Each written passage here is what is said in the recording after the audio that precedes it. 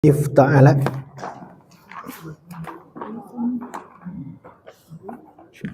Yang belum siapa? Tafadhol. Ifta'ala yang nomor 4. Ya, 4. Ini mik. Lil musyarakati.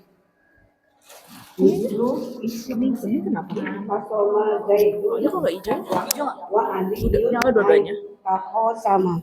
Taho Soma. soma. Baik, yang keempat ifta'ala ya, faidahnya fawaid adalah lil musyarakah. Musyarakah itu saling berserikat, tidak cukup seorang. Nah, contohnya ada kata ikhtasoma. Dari apa? Kata apa ikhtasoma? Khosoma.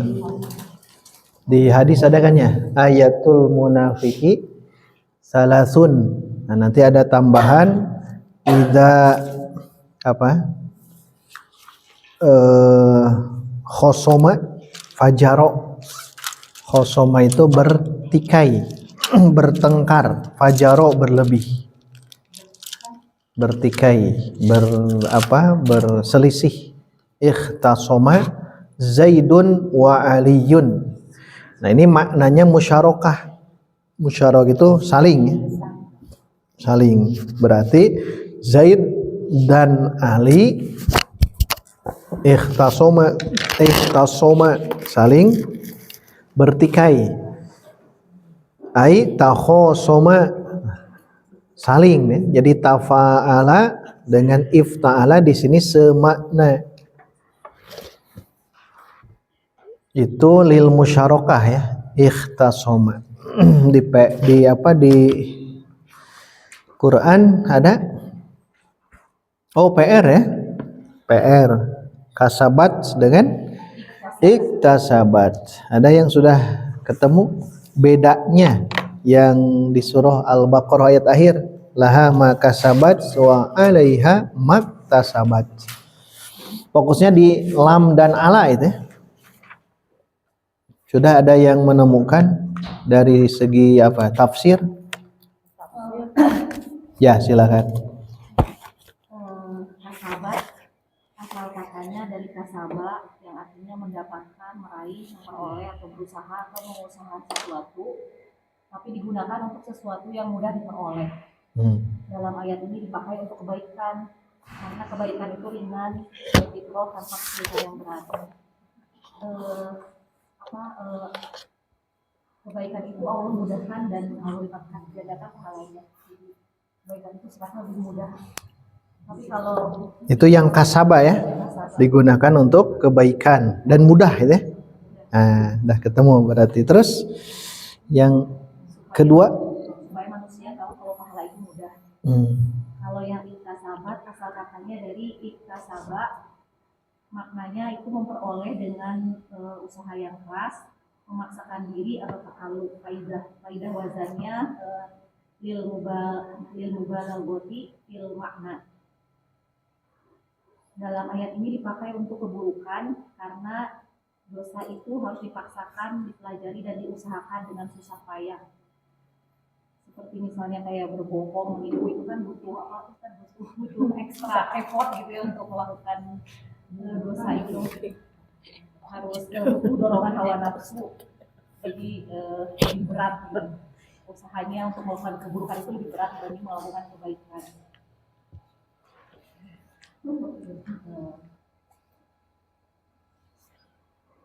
berarti perbedaannya dari kalau kasaba itu khair ya, kebaikan, kalau iktasaba keburukan. Berarti fokusnya memang benar ya. Di sini juga dijelaskan ini menjadi tanbih. Tanbih itu perhatian penuh bahwa Allah itu Al-Latif, maha lembut terhadap makhluknya, terhadap kita, maha Rahman, Rahim. Karena Allah menetapkan pahala dengan sifat atau dengan amal apapun juga, kasaba dan mudah itu ya, kasaba mudah. Namun di sini juga Allah memberikan mubalaghah, Mubalaghah itu apa? Berlebih gitu. Lebih. Menggunakan kata iktasaba dalam hal apa? Dalam keburukan, dosa, iqob itu apa? Hukuman. Jadi menggunakan iktasaba itu keburukan, nantinya ada hukuman. Menggunakan kasaba itu kebaikan, nantinya ada sawab. Sawab itu pahala. Jadi dengan kita merenung itu ya, laha makasabat wa 'alaiha maktasabat. Nah, secara lafaz memang secara makna dalam terjemah sama. Namun kalau diperhatikan ada kata ini ya. Ada kata yang harus kita perhatikan. Ini sudah? Sudah ya? Jadi kalau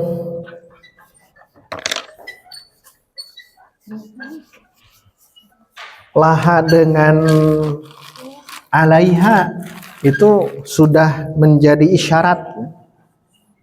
Tuh saya bu, sekedap iya dah.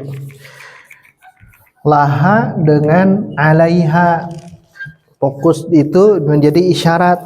Lam itu biasanya khair, biasanya ya, tidak semuanya.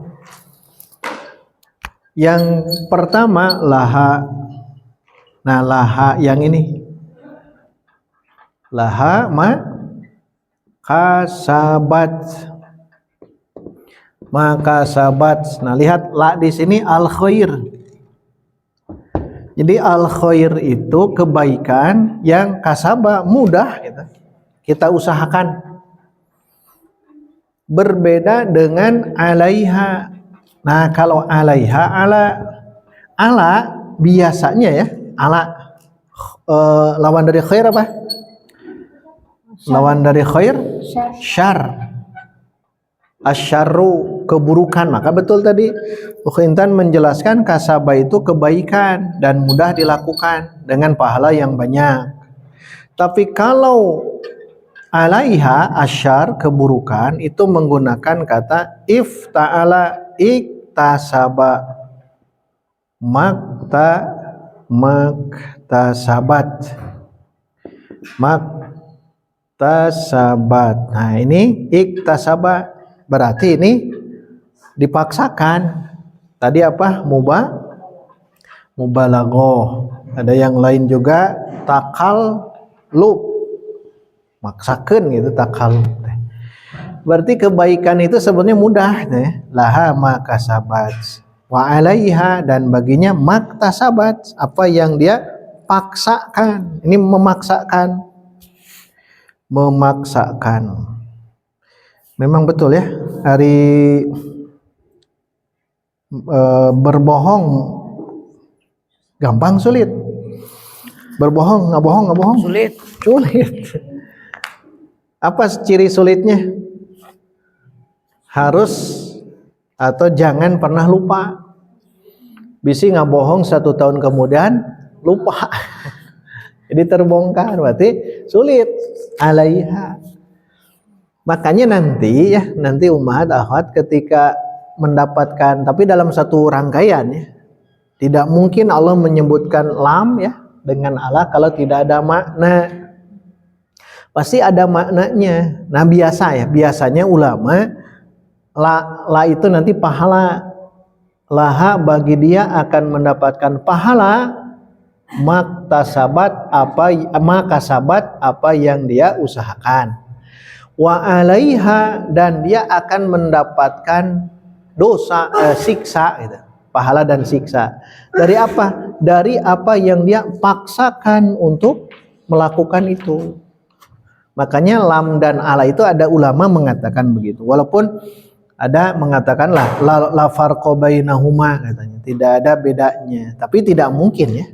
Pasti ada bedanya. Sebagai bandingan ummahat akhwat, saat mendoakan orang yang menikah, kan ada muncul 2 yang ini.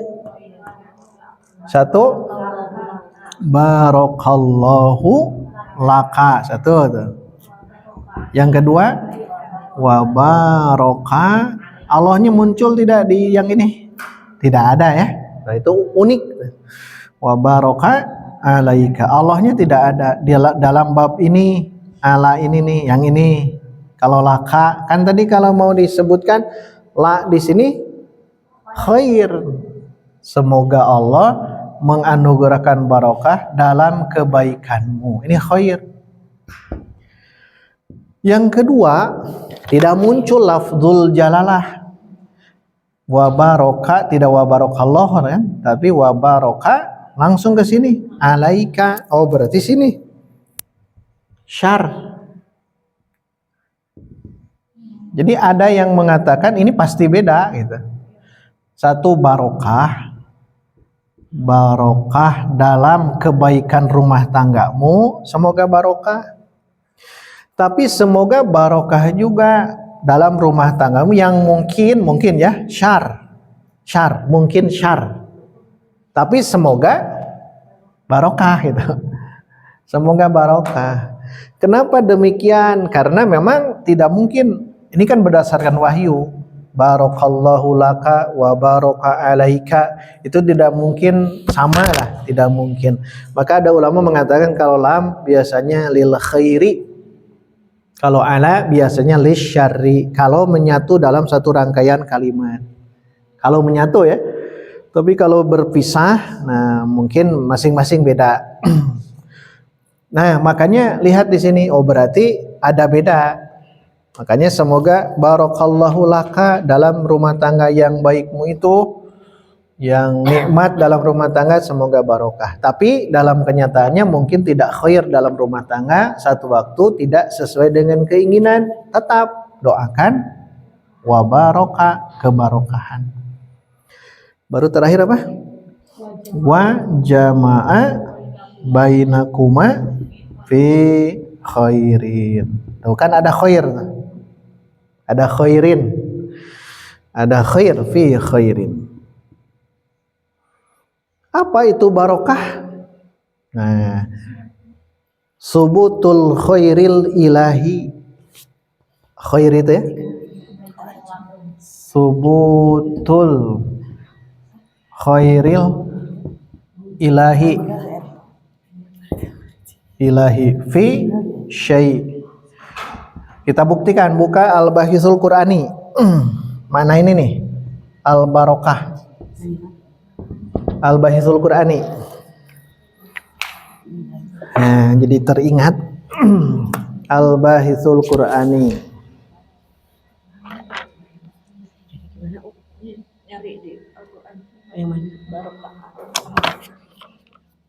Sudah? Pakai ulu ya. Dikliknya ini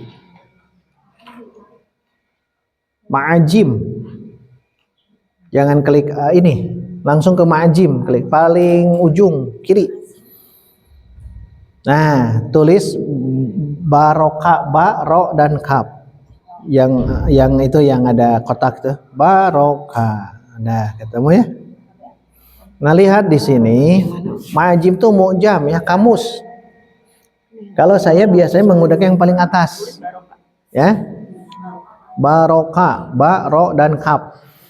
Yang paling atas ada kitab Mufrodatu Al-Fadhil Qur'ani. Nah, itu namanya kitab Al-Mufrodat. Ini nama kitab ya.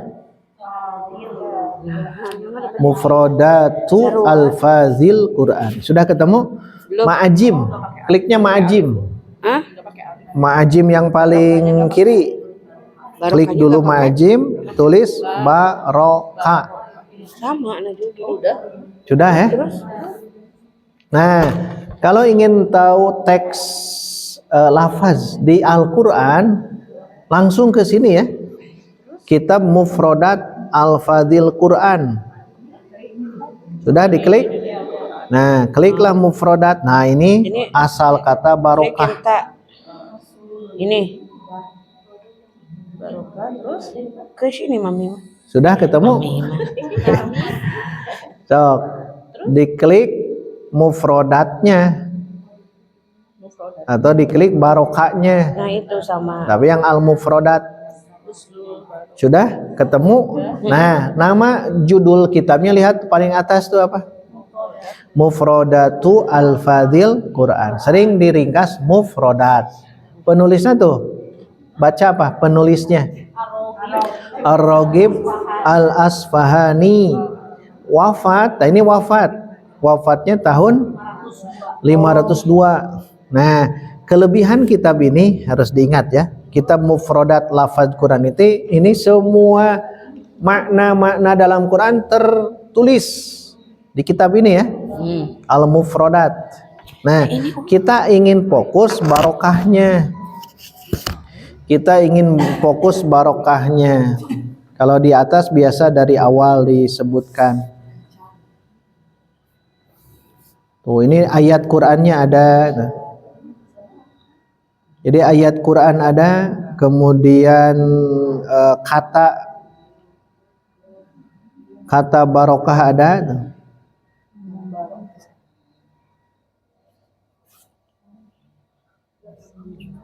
Mubarok ada. Mubarok.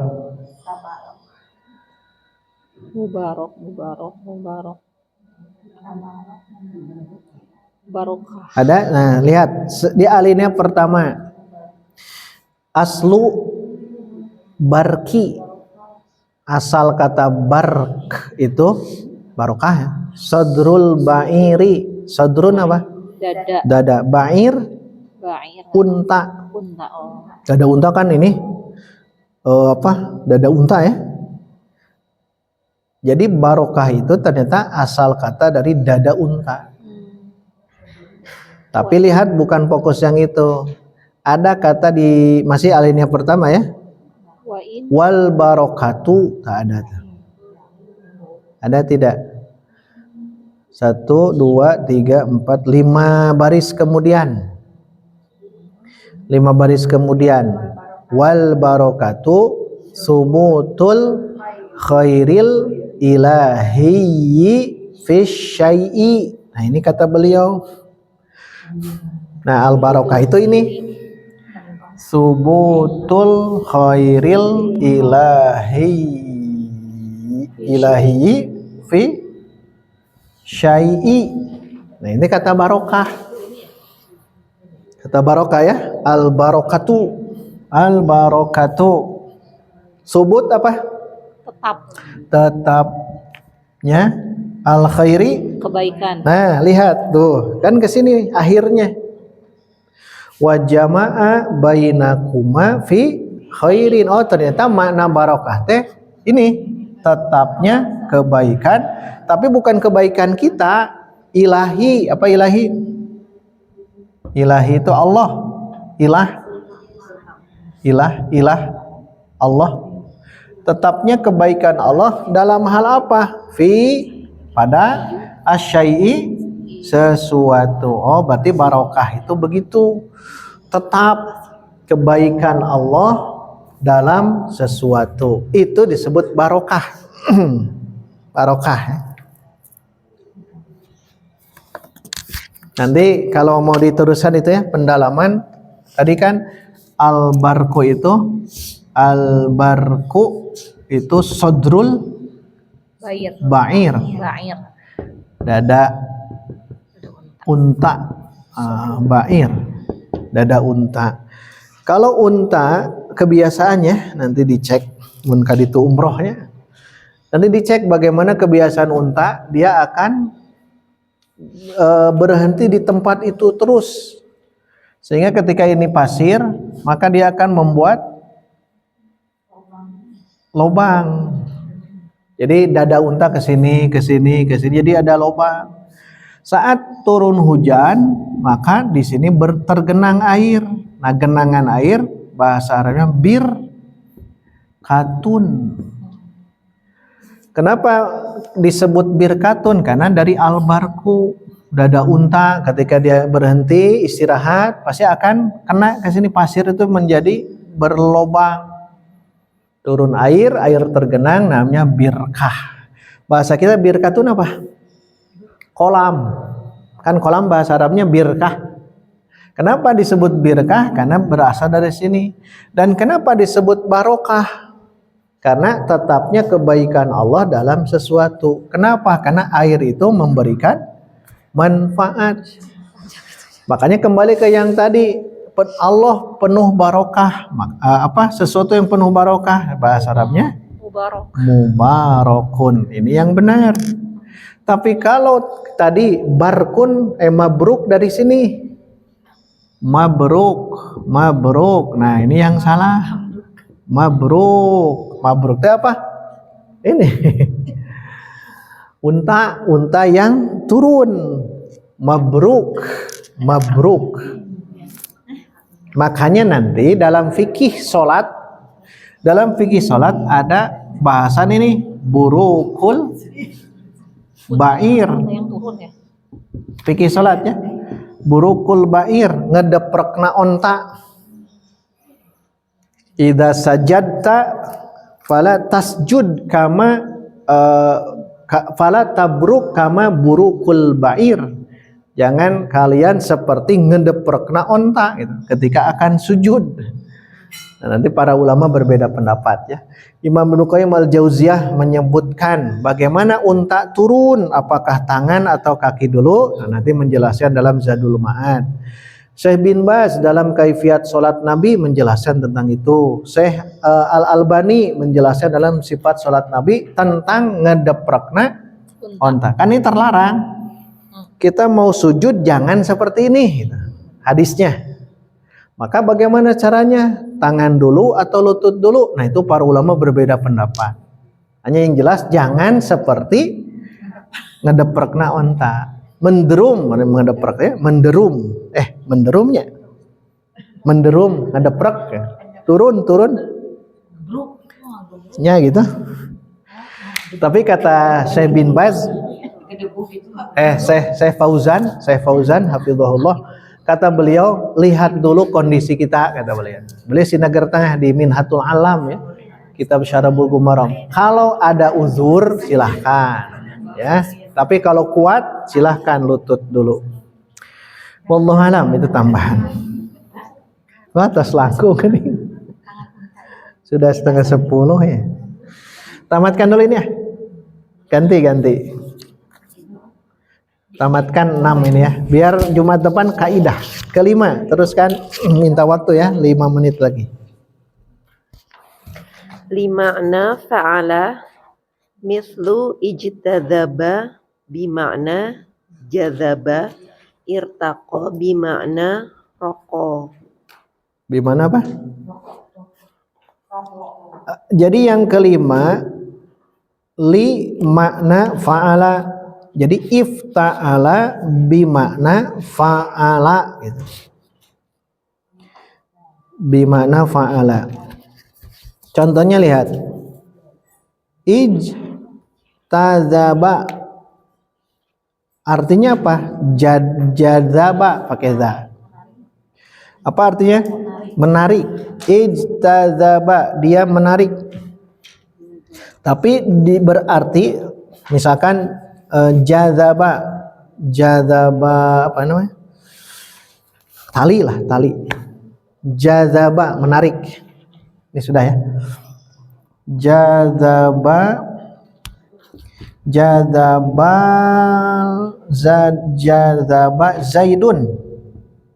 Zaidun al-habla, apa hablum minallah, tali.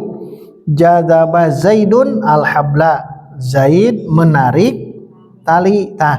Ijtadzaba pun sama. Misalkan saya ungkapkan begini, ijtadzaba, sama artinya. Ijtadzaba Zaidun al-habla, sama gitu. Jadi maksud bimakna fa'ala gitu. Menarik jadzaba itu. Menarik. Jadzaba menarik ya, jadzaba. Sama dengan jalaba, jalaba mengambil juga. Jadzaba Zaidun al-habla, Zaid menarik tali itu. Nah, kalau mengungkapkan ijtadzaba Zaidun al-habla, sama artinya. Itu bimakna fa'ala. Ifta'ala sama dengan fa'ala. Itu yang kelima. Contoh yang kedua, irtaqo.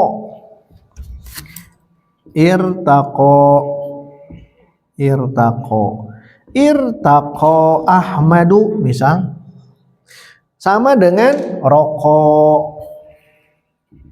Nah, rokok apa arti?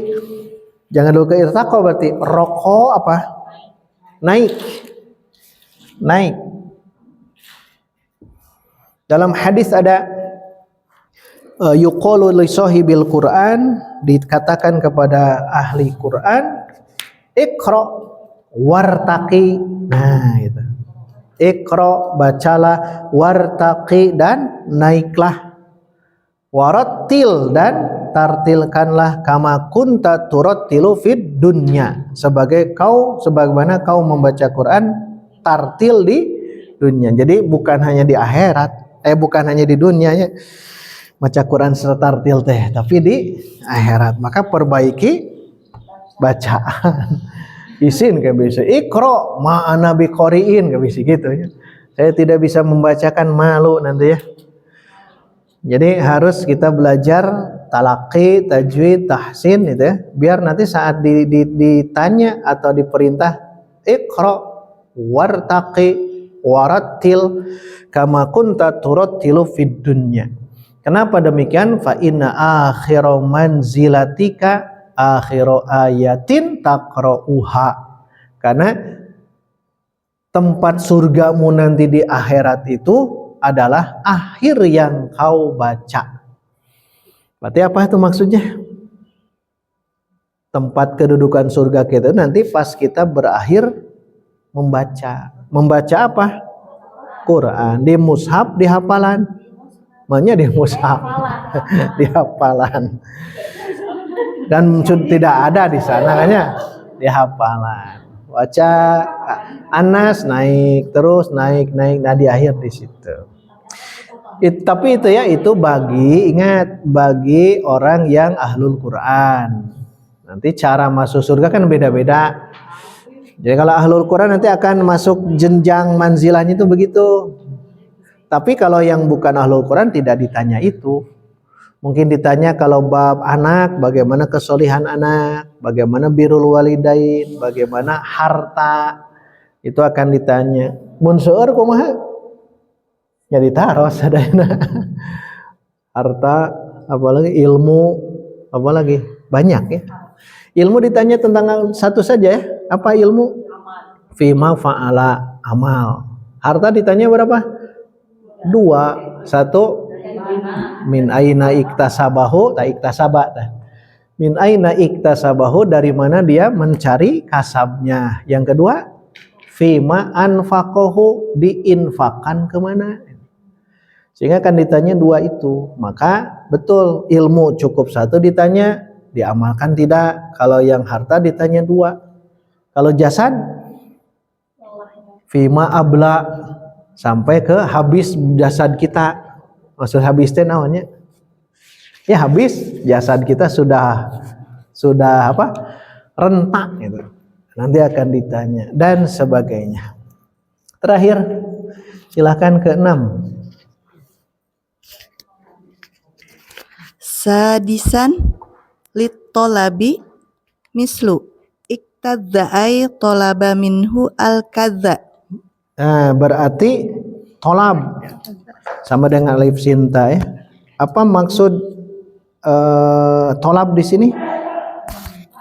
Meminta.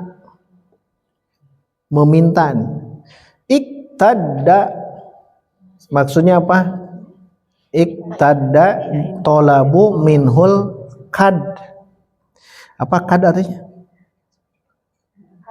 Al-kad tolabu minhul kad. Dia memohon atau meminta darinya al-kaddu, kesusah payahan atau apa?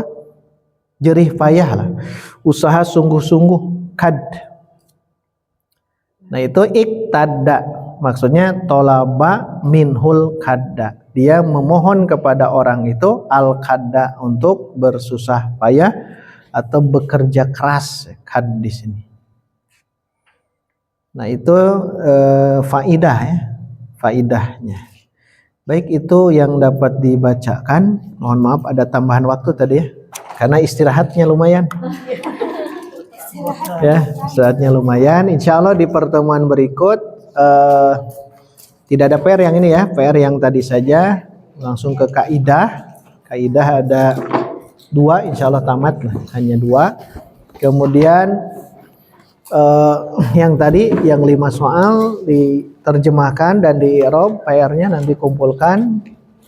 Kemudian nanti kalau sudah menulis i'rab yang di juz amma, kalau ingin diperiksa ya, nanti kumpulkan saja, tapi di buku khusus. Kalau ingin diperiksa silahkan. Demikian yang dapat disampaikan. Kembali lagi ke MC. Aku qouli hadza wa astaghfirullah li wa lakum. Wassalamualaikum warahmatullahi wabarakatuh. Alhamdulillah 2 jam bersama sudah kita lalui untuk materi hari ini. Semoga apa yang Ustaz sampaikan di hari ini bisa kita murojaah di rumah. Dan jangan lupa di PR-nya untuk dikerjakan. Kita bertemu lagi insya Allah di Jumat mendatang. Jazakallahu khair Ustadz atas ilmunya di hari ini. Semoga menjadi berkah untuk semuanya. Kita tutup dengan doa kafaratul majelis bersama-sama.